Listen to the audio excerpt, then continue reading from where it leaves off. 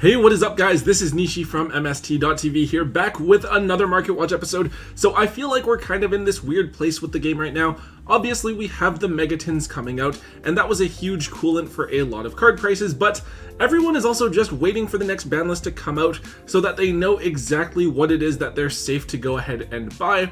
We also, of course, keep on getting new cards revealed for the next sets over in the OCG, and we all know that whenever those get shown off, something is probably going to get bought out here. And of course, that's the information that you guys are all here for, so let's get started. So we're kicking things off by looking at a couple of different cards from the megatins, and the first one is what's probably the chase card of the set, Pot of Prosperity. So Prosperity is the big one because this is the chase card with its first ever reprint, right? Like cards like Lightning Storm and Forbidden Droplet, those great cards, they've been reprinted before, but Prosperity is a big one because it's never been reprinted. It was like a $100 something card before this, and therefore it was a really big paywall for the last little while. However, it's such a versatile card and it adds so much consistency to almost any deck. A lot of players really want to be able to use it, but they just can't afford it or justify spending so much money on 3 cards. Now, at first it did look like Prosperity was going to be pretty affordable at around $30 to $35 pre-sales, but then we found out just how short printed Prosperity is, where we see people open like entire cases of tins and not being able to pull a single copy, which is honestly just kind of sad. Apparently the card is as short printed as Dark Magician Girl and Blue Eyes White Dragon. This is obviously a big blow to anyone that wanted to pick up the card for cheap. It's still relatively cheap compared to before, but the card is now going to cost you $45 a piece, which is $10 to $15 more compared to those pre-sale pricings. Depending on the upcoming ban list, I could actually definitely see this card going up in price, given how short printed the card is. If Pot of Prosperity continues to be a useful card going into the next format, I could see this card continuing its upward trend towards $50, maybe even $60, depending on just how highly sought after it is. Obviously, this is assuming that it doesn't get another reprint anytime soon.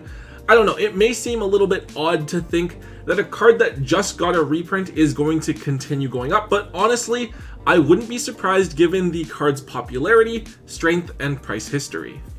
Next up, there is one other card from the tins that I think is kind of cool. It is the Revived Sky God. So I think that when people first saw that we were getting God card support in the tins, people kind of just disregarded it all immediately. They thought, oh, it's not a Nibiru or a Dark Ruler No More or a Dimension Shifter, so the TCG exclusives probably aren't going to be that great at all. However, the Revived Sky God is actually a card that seems surprisingly viable for God card support. So it's a normal trap card, and its field effect and graveyard effect cannot be negated. Basically, you can use it to special summon a Slifer from your graveyard, and then each player also draws until they have 6 cards in hand, which is kind of nuts. Also, if this card is in your graveyard, you can banish it to take a Monster Reborn from your deck or graveyard and place it on top of your deck, and then if you have a Divine Beast in your graveyard, you get to draw that copy of Monster Reborn. So as a normal trap, you can search this card with Trap Trick, and I think people are trying it out in a tier limit build where they dump the Slifer and then they try to set this card with like a Nightmare Griffin. And while it's probably not winning the next YCS, it's certainly a really cool gimmick that can catch a lot of people off guard.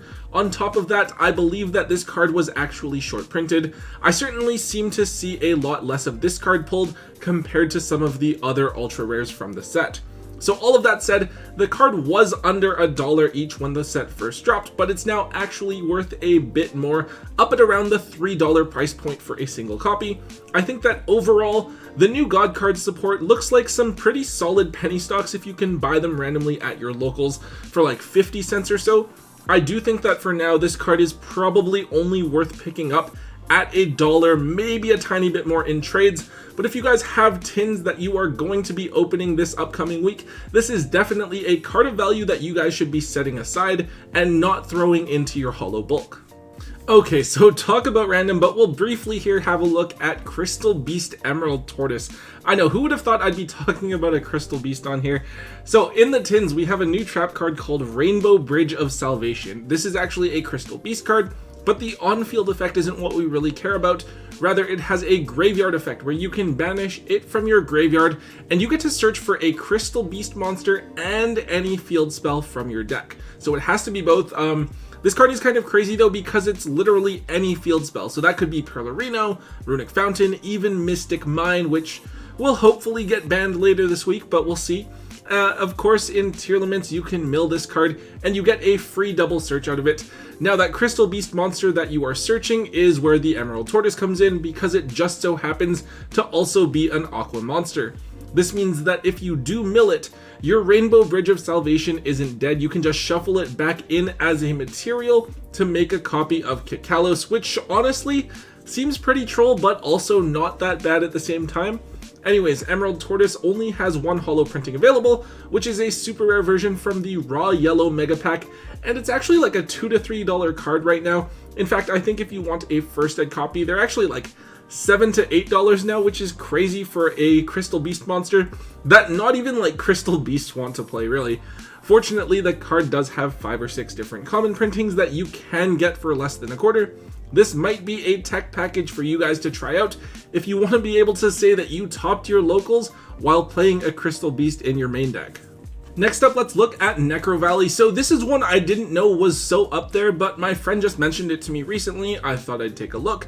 Necro Valley is actually a now surprisingly like really expensive card, especially given how many printings this card has. It has a pretty simple floodgate-like effect where it shuts down both players' graveyards, which is actually really big against a deck like Tier Lament in the current format. And actually, I think that Ray Do played a copy in his Exo Sister deck list that took first place at YCS Niagara, which was really cool to see. However, it seems like with that top, a lot of people are turning to Necro Valley as a potential side deck card, especially seeing as Tier Limit will likely be an even stronger strategy when the Ishizu cards come out in Magnificent Mavens in November. Because of this, Ultimate Rare Necro Valleys have gone up from being down at 100, maybe 110, all the way up to the $150 mark. The card does also have a couple of different Ultra printings from Yugi's World and Duelist Saga. Each of those is right up at around $15 to $17.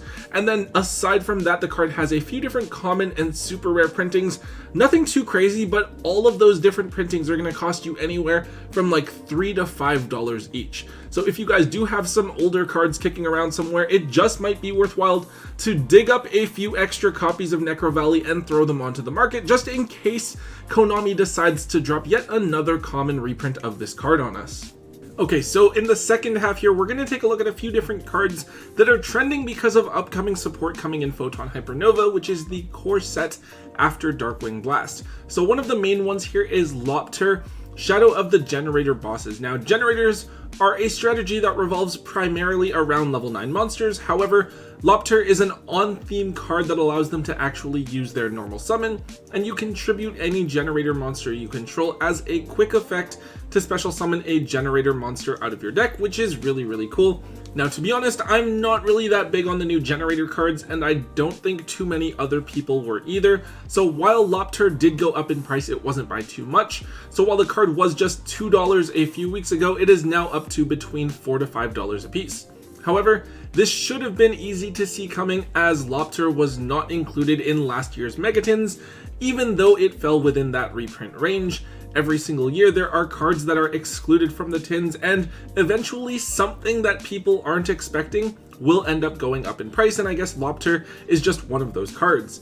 This is just a card to keep an eye on as something that has the potential to go up over the next several months. I think that when Photon Hypernova does drop, that might be your best chance to try to capitalize on this and offload this card at a higher price point in case people pull the other generator cards, and that pushes them to want to try to put together the deck. Overall though, this card probably isn't going to see too much attention. If you can move it for anywhere close to its current market value, I think it's probably the right call to offload it if you have the chance to do so.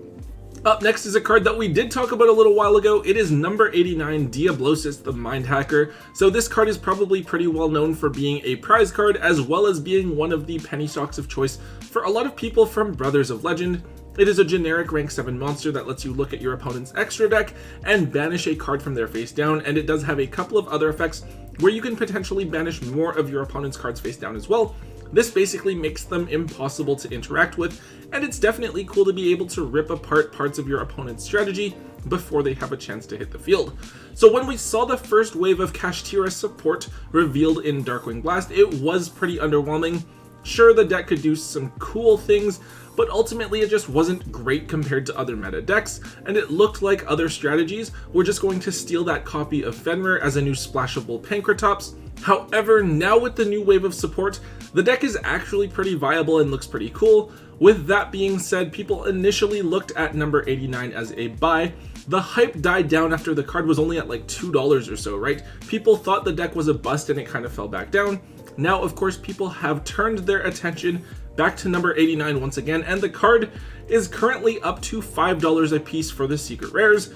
I think that with prize cards that do get reprinted, right, it's usually quite some time before they get another reprint. I mean, we look at like Giant Hand, that took a while to get that super reprint just recently, and then we look at Chaos Dragon, which still hasn't gotten any other reprints other than that initial secret rare, so it might be some time before number 89 gets a reprint as well. I would definitely see if you can pick up a few copies of this card over the next several months, because assuming that it doesn't get that other reprint, it will almost certainly continue to go up the closer we get to the release of that second wave of Kashtira support. And finally, guys, the last card we're going to take a look at here is number 76, Harmonizer Gradiel. Now, not gonna lie, I had no idea what this card was until I searched up a list of all the rank 7 monsters and saw this card. So this card has some interesting built-in protection where it gains the attributes of its Xyz materials, and then it can't be destroyed by battle or card effects from monsters with that same attribute. However, its other effect is what's really cool. As a quick effect, you can target a monster in your opponent's graveyard and attach it to this card as a material. So I guess the idea when this card came out was that you could steal an opponent's monster to grant this card additional protection, but now this card might actually be useful within the current meta. So the obvious thought here is against Tearlaments, right? They activate the effect of the Tearlament monster, you steal it and attach it to this card as material so that your opponent can no longer conduct that fusion summon, which is really cool, or against something like Sprite even, right? Like you can steal that copy of Ronin Totem before they're able to make Totally Awesome, and that's effectively putting them down in a gate as well. So of course, as a generic rank 7 monster, this is something else that the Kashtira deck might be able to abuse depending on how the meta looks at the beginning of 2023. Now, oddly enough, this card was just an ultra rare in Battles of Legend Heroes Revenge, and so for most of its existence, it's been like a $1 card. Now, however, this card is up to anywhere from $7 to $10 a piece. Obviously, a very significant jump up. If you guys do see this card sitting around in your holo bulk or in someone's bulk binder, definitely a card that is worth noting and setting aside. Alright guys, that is all we have for today's episode. There's honestly a chance that you guys might not even see this video since we might postpone it or just not post it at all if there's a ban list and there's like other content that we need to get out to you guys as soon as possible. I guess we'll see. I guess if you're listening to this, it means that we actually posted it. Anyways guys, if you did enjoy today's market watch, please make sure you let me know by slamming that thumbs up button for me. Also, make sure you leave a comment in the comment section down below. Let me know what you guys think about the cards that we talked about today, and let me know what other cards are currently trending on the market so that I can potentially cover them in a future episode as well. Also, if you guys haven't already, make sure that you hit that subscribe button to get all of the latest and greatest content from both Tombox and myself here on the channel. And until next time, guys, don't forget to hold on to your MST.TV.